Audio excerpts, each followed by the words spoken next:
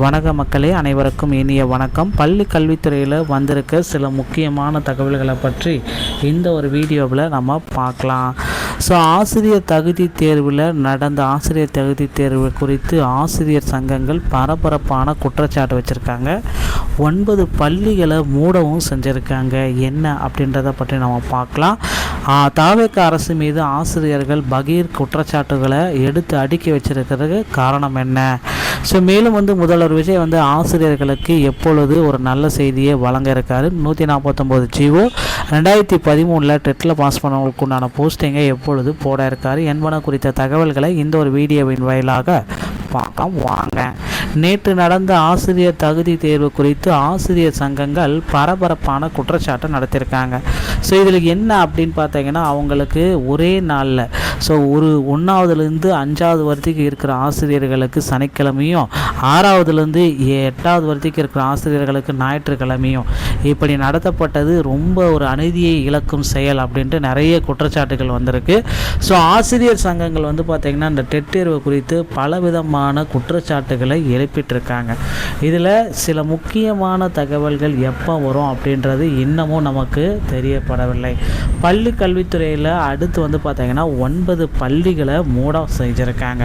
ஒரு மாணவர் கூட இல்லாமல் இந்த 9 பள்ளிகளை உடனடியாக மூடுங்க அப்படின்ற மாதிரி போயிட்டுருக்கு.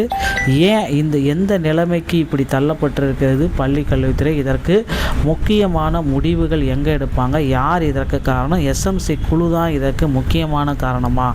பள்ளிகளில் மாணவர்களுடைய சேர்க்கை குறைவதற்கு எங்கிருந்து இந்த வந்தது அப்படின்றது நிறைய பேர் குழப்பத்தோடு இருக்காங்க.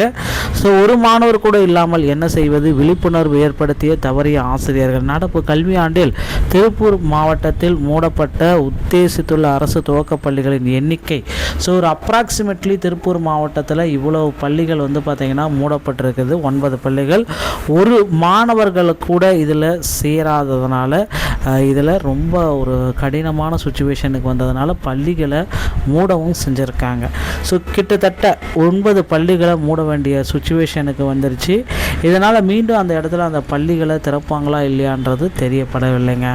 அடுத்து பார்த்திங்கன்னா இந்த நடந்து முடிந்த ஆசிரியர் தகுதி தேர்வு சிறப்பு டெட்டு பேப்பர் 1 மற்றும் பேப்பர் 2 திட்டமிட்டு ஆசிரியர் தகுதி தேர்வு வினாக்கள் மிகவும் கடினமாக கேட்கப்பட்டிருக்கிறது. இதனால் தாவேக அரசு மேலே மீண்டும் ஆசிரியர்கள் பகீர் குற்றச்சாட்டுகளை வச்சுருக்காங்க.